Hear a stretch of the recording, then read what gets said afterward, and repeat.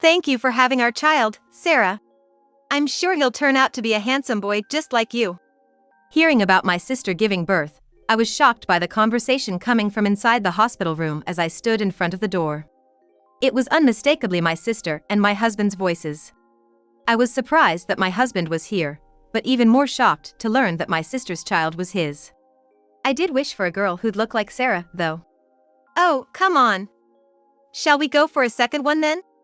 It seemed that the father of the child my sister had indeed was my husband, and they had been having an affair behind my back for a long time. I understood everything just from that conversation. And then, I decided to open the door to my sister's hospital room. This was the first step towards my revenge. My name is Amy, 34 years old. I'm currently a stay-at-home wife, but before I got married, I worked in the accounting department of a small to medium-sized company. And I have an older sister, Sarah, who is 2 years my senior. However, since her student days, my sister had been involved in many problematic behaviors, often ending up in the care of the police. Perhaps it was because of that, my sister has always had a bad relationship with our parents, and after dropping out of high school, she ran away from home. Since then, we lost all contact with her.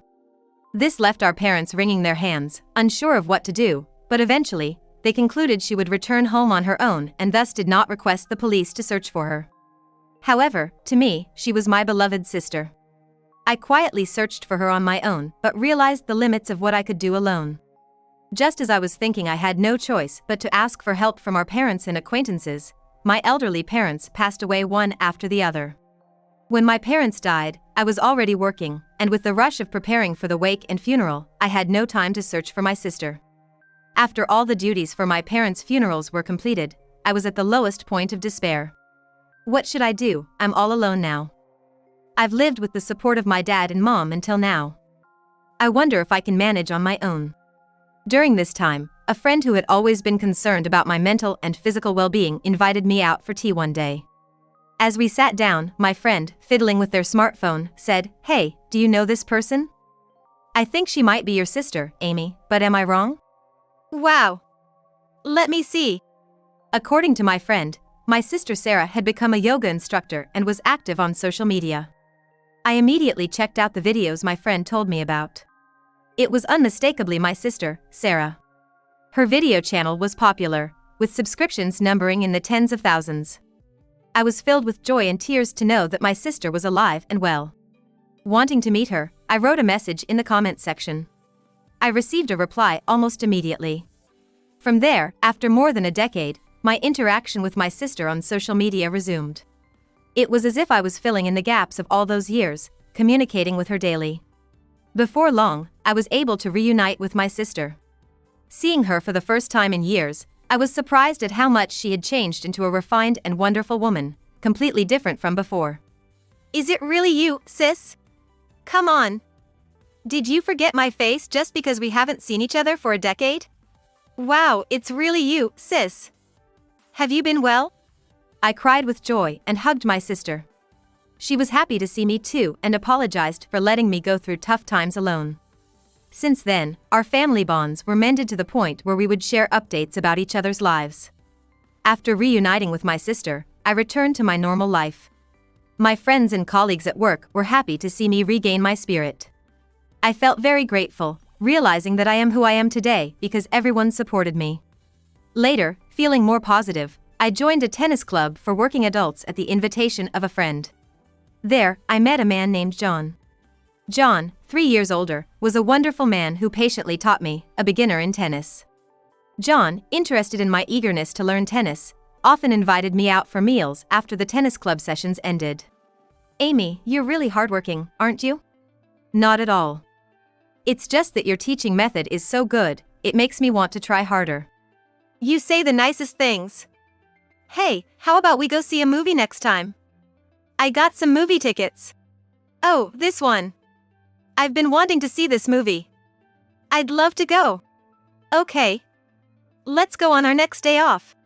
I was really happy about the invitation because I had been interested in John myself. I couldn't wait for our day off, wondering what to wear. During such times, I would consult my sister and get her advice. On the promised day off, I arrived at the meeting place early, But John had also come earlier than the scheduled time. Because both of us had acted unconsciously, we ended up laughing together.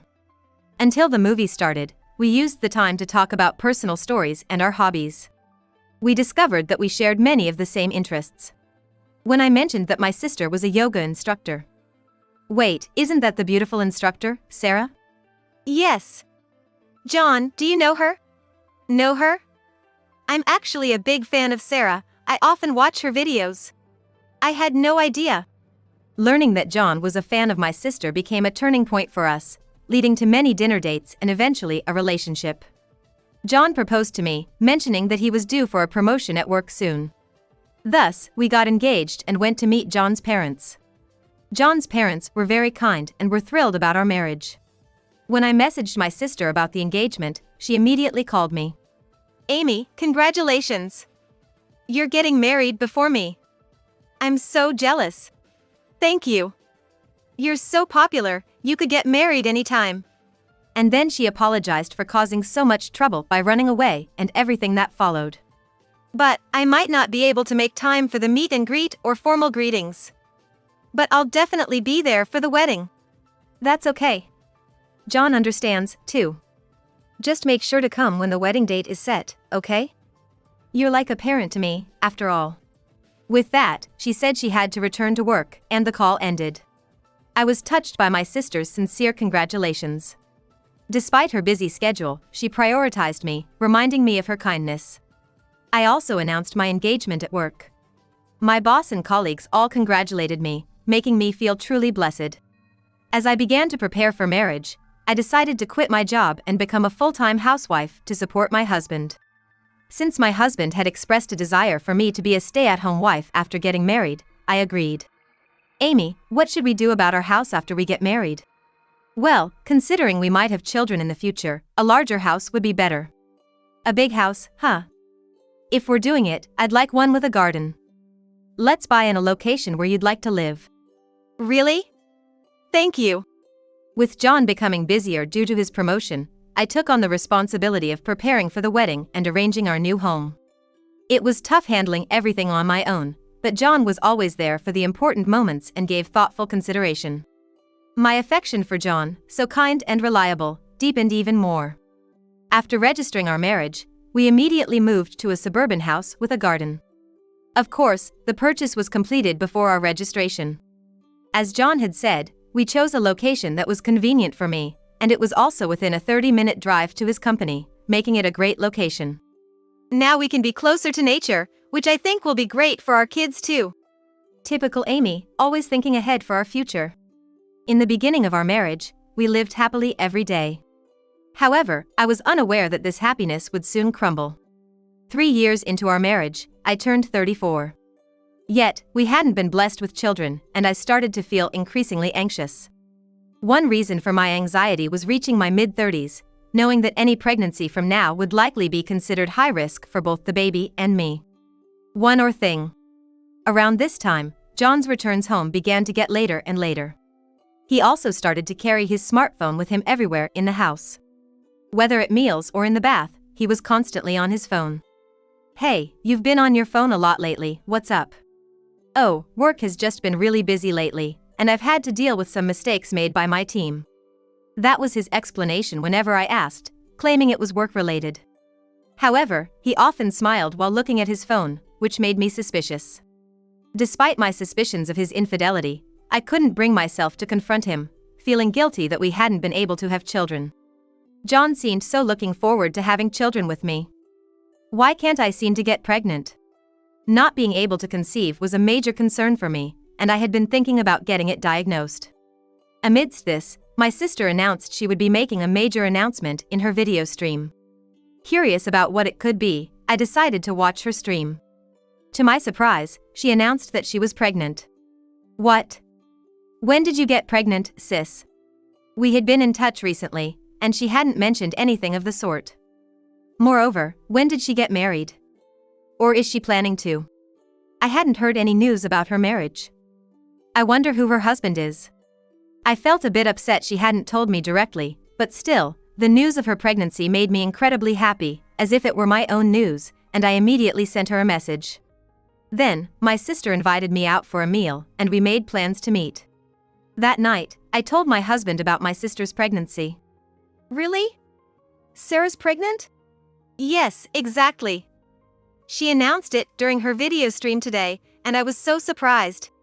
Is that so? That's wonderful. He seemed as happy as if it were his own good news, already thinking about what gift to give. Seeing my husband so excited, I couldn't help but smile. However, his reaction shifted when I mentioned my next plans. I've made plans to have dinner with my sister soon. Oh, is that so? Yeah. Something wrong? No, nothing. Just, now that Sarah is pregnant, make sure not to stress her out, okay? His sudden nervousness made me slightly suspicious. But I was so happy about my sister's pregnancy, I chose to believe I was imagining his odd behavior.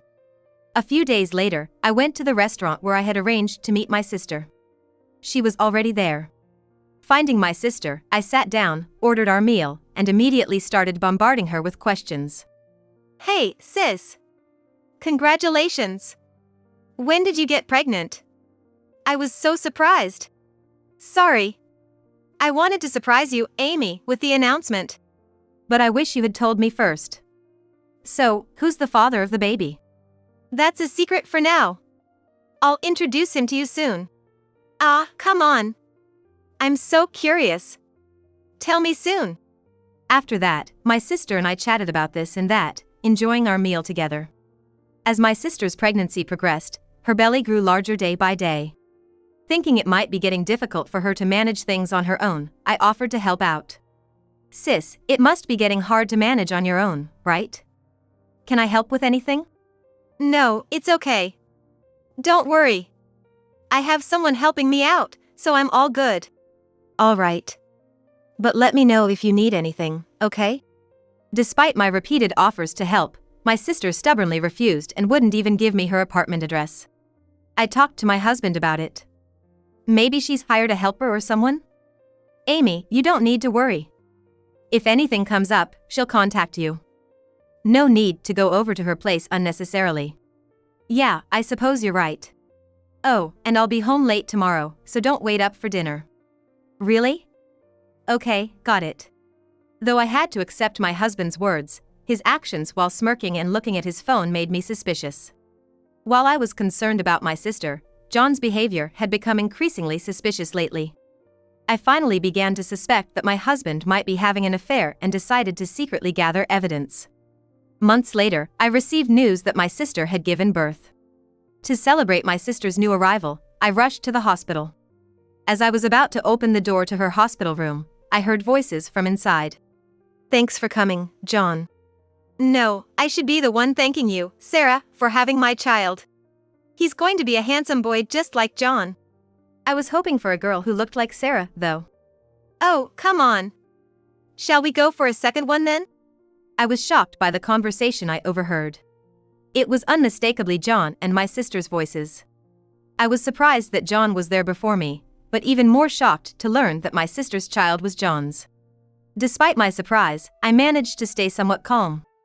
I resolved to open the door to my sister's hospital room. Sis, I came to visit you. Amy? What? Why is John here? Wasn't he supposed to be at work today? When I appeared, John was surprised, but I pretended not to know why he was here. Amy, you came. Thank you. You're welcome. But why is John here? That's what I'm asking. Well, you see. John clearly became flustered.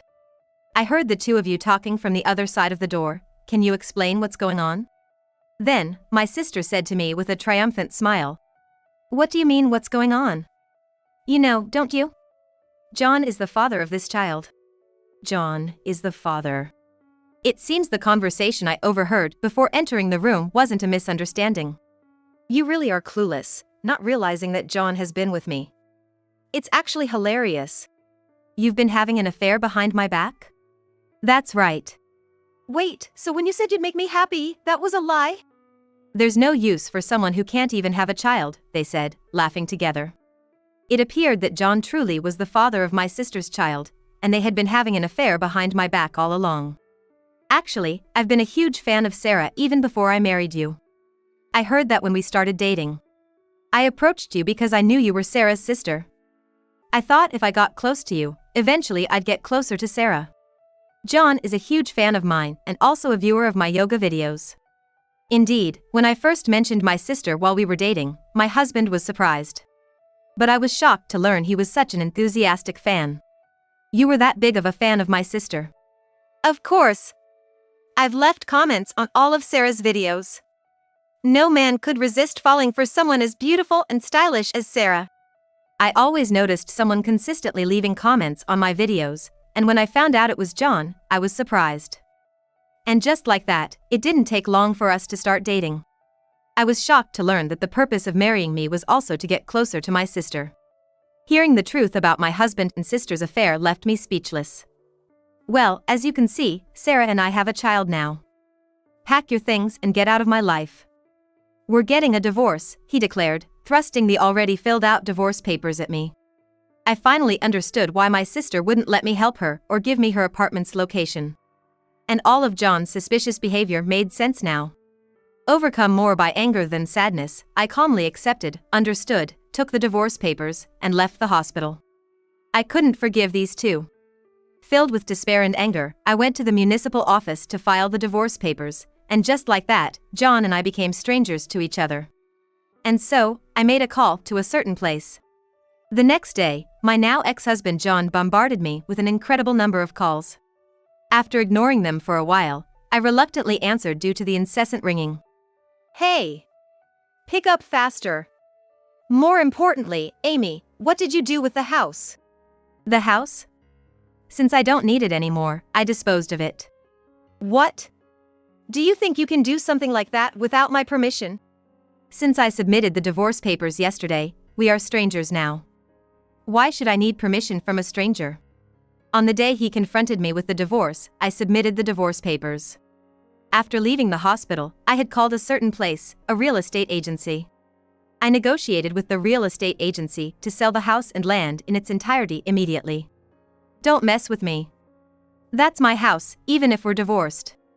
Oh, it's not yours. The house and land were purchased under my name. What? You wouldn't know, since you left all the preparations to me. Indeed, the house and land were all purchased with the inheritance I received from my late parents. John, who hardly helped with the wedding preparations or setting up our new home, had no idea. John, who hardly ever helped with preparations for our wedding or setting up our new home, had no way of knowing. Moreover, having suspected infidelity for some time, I had installed miniature cameras and listening devices in the house.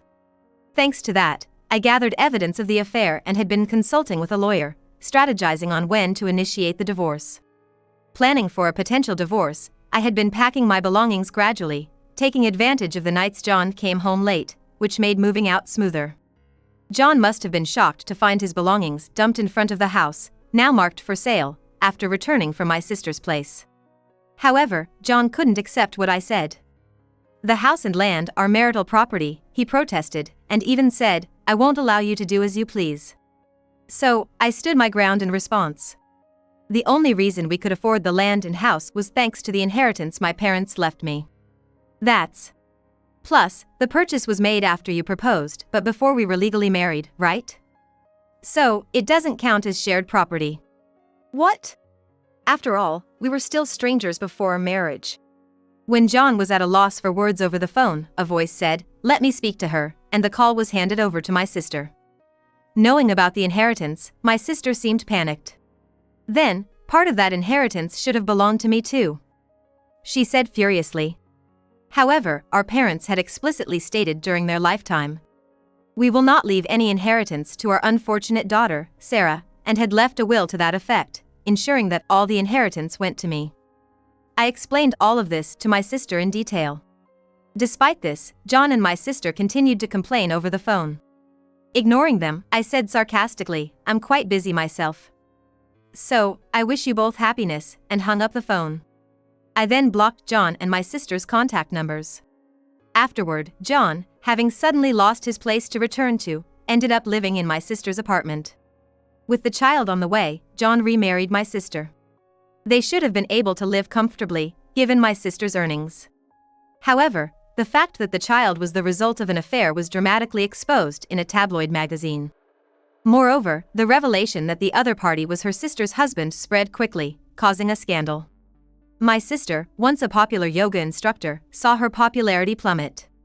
Additionally, the tabloid extended its investigation to John's surroundings. Struggling with the magazine's scrutiny, his company demoted him to a subsidiary. John's hard-earned promotion evaporated, turning all his efforts into nothing. My sister's yoga class attendance plummeted, and it seems her video streaming ad revenue dried up as well, forcing them to vacate their apartment. They moved into a small public housing, but with John not being cooperative in parenting, their home was rife with arguments. Their noisy disputes often led to complaints from neighbors, and the police were called out on several occasions. On the other hand, I managed to successfully find a new job. Working in a new environment for the first time in a while, I've been enjoying my days. During this period, I also took up tennis again and was fortunate enough to meet a new man. We started playing tennis together on weekends, and after our games, we'd chat over coffee at a cafe, talking about daily life and tennis. With time having passed since my divorce, we are planning to get married soon. We intend to support each other and spend happy days together.